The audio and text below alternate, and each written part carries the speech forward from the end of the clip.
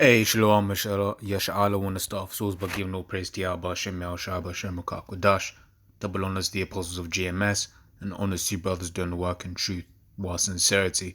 So I'm going to do a quick one. This is inspired from Terminator, watched it the other day, and the thing about the Terminators is they've got one goal, right? That's a sentiment that was echoed in the film. Right, it was a good flick. It was worth the watch. Whatever, what have you. But it made me think about this truth, this thing of ours, right? And this thing of ours, we're supposed to be focused. We're supposed to have one goal, right? Everything that the Terminator did was to get to its end goal, which was terminate whatever individual it was set out to do. Now we've got a goal, we've got something that we've been told to do, right? We've been commanded to do, right? So we've got no choice but to go out and do it, right? So I'll get some scriptures. I've got this topic here, what do you call it, stay focused, right? You go on this website, kingjam.es, there's some topics there you can go into, and whatever, but yeah, so we'll go into some of these. So it says stay focused, right? It says Proverbs 4:25. Let thine eyes look right on, let thine eyelids look straight before thee, right? So basically, don't be looking at this thing, don't be looking at that thing, just keep looking forward, keep that what do you call it, keep going forward, man. Don't be distracted by things coming in or by things going. Right, so Proverbs 16:3 says, commit thy works unto Yahweh, and thy thoughts shall be established. Right, so it says, commit thy works unto the Lord. So everything you do, right, we do it for the Lord, Yahweh Hashem Yahushai, right? And the thing is, you can't get simple and just take what I'm saying the wrong way. You got to understand, there's a balance to things, right? But even in the balance, you're gonna, you might be in your downtime, you might be just chilling or whatever. But in what, some might be watching TV. You're watching, there's like, nah, that's off. What are you doing? You're analyzing and you're constantly locked in. Right, and part of that downtime is actually good for you anyway. It's good to, because what does the scripture say in, what do you call it? Ecclesiastes. So Ecclesiastes 12:12. And further, by these, my son, be admonished, of making many books there is no end, and much study is weariness of the flesh. Right, so you study and study and study, you wear yourself out. So an important thing is the balance, right? It's all sort of like, for instance, if you're a professional athlete, an important thing about being a professional athlete is how you rest, right? And what you're taking in, whatever, what have you. So I'm not saying you just lock yourself in a room and be a hermit. No, not at all, right? But everything that we do, our end goal, our main aim, right, is to be that such that we can what do you call it? Such that we can continue in this thing until the Lord is ready, and our mission is complete, right? Let me grab that as well.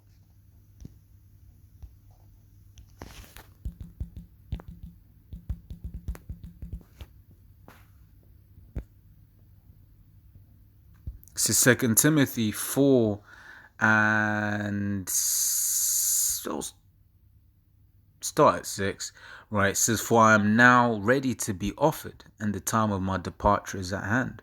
I have fought a good fight, I have finished my course, I have kept the faith. Right, so here Paul is saying, look, I've done what I had to do, right? This is the course, this is the path that I had to take, right? And I've taken it, right? And now I've finished, right? Which is the mentality that we're supposed to have, that we have this path that we're supposed to go in, and we're supposed to just follow it, right? Not to fight it, not to get distracted, right? Because distractions, that's Satan trying to keep your mind from doing the work, right? What was I gonna get?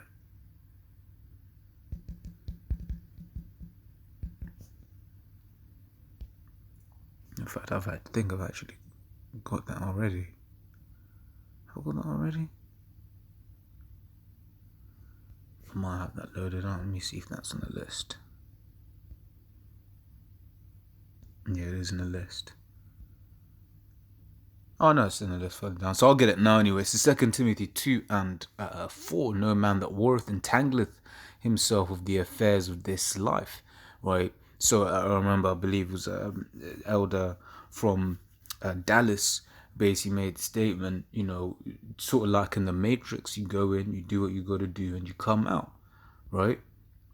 But it's the understanding that everything we do, it's temporary. There's a spirit in the way we do things. Like, for instance, brothers have jobs.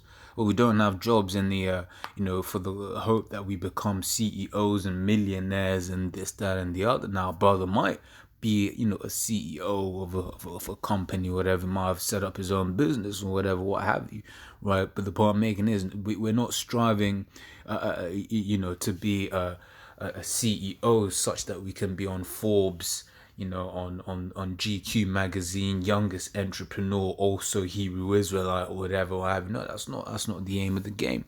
Everything we do with the understanding that this place is going to go down, and what we're doing is just a thing to pass the time.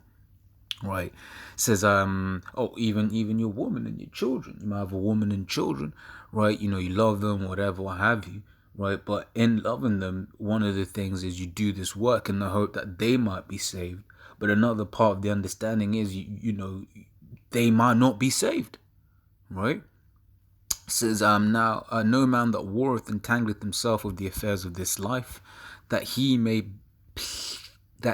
please him who hath chosen him to be a soldier, right? That word soldier, I was looking to see if it has the, what do you call it? It has the thingy, the definition of the word soldier, but it doesn't. As in the dictionary definition. Right. It says verse 5. It says, and if a man also strive for masteries, yet is he not crowned, except he strive lawfully. Right. I actually wanted something else when I loaded up.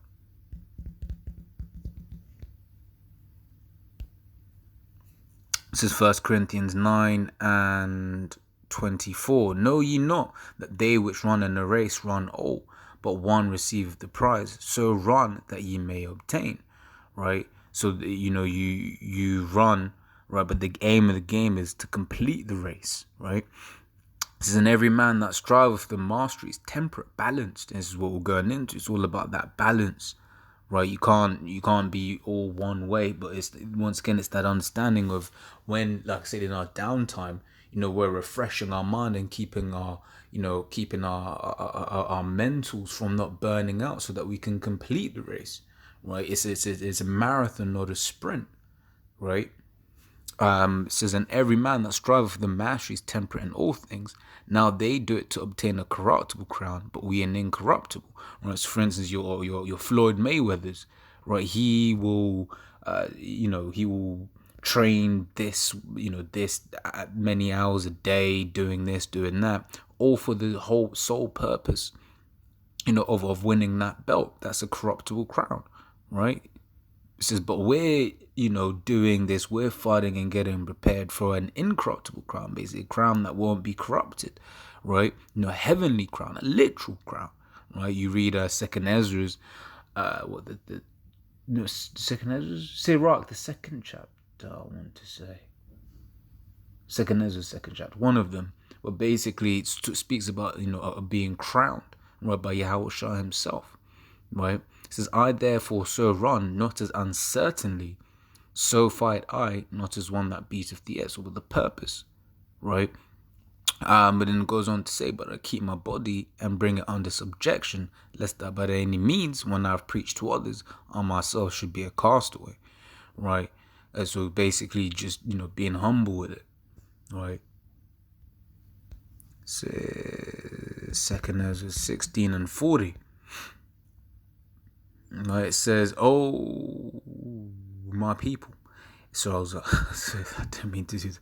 I was just basically trying to make sure I had the right verse. It says, "Oh, my people, hear my word. Make you ready to that battle, and in those evils be even as pilgrims upon the earth."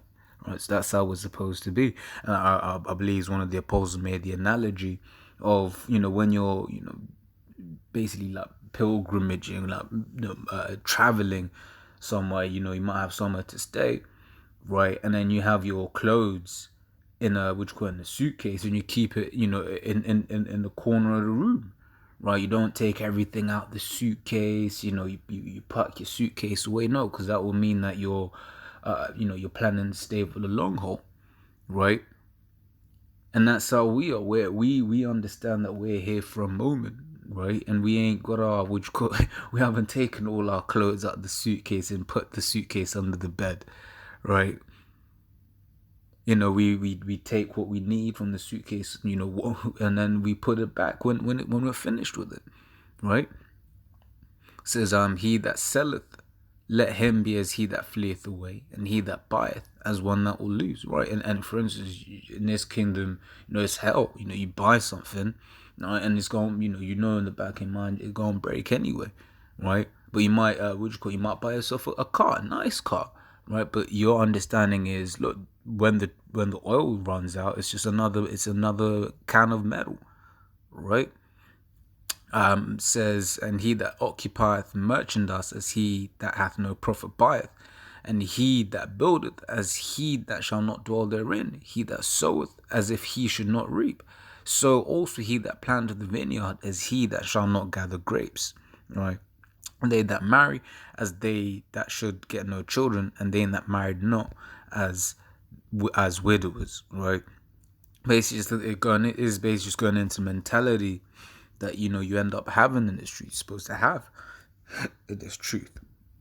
It says Matthew 6:24 says, "No man can serve two masters, for either he will hate the one and love the other, or else he will hold to the one and despise the other. You cannot serve the Most High and Mammon," right? So you got to stay focused, right? You can't be like, well, what is it?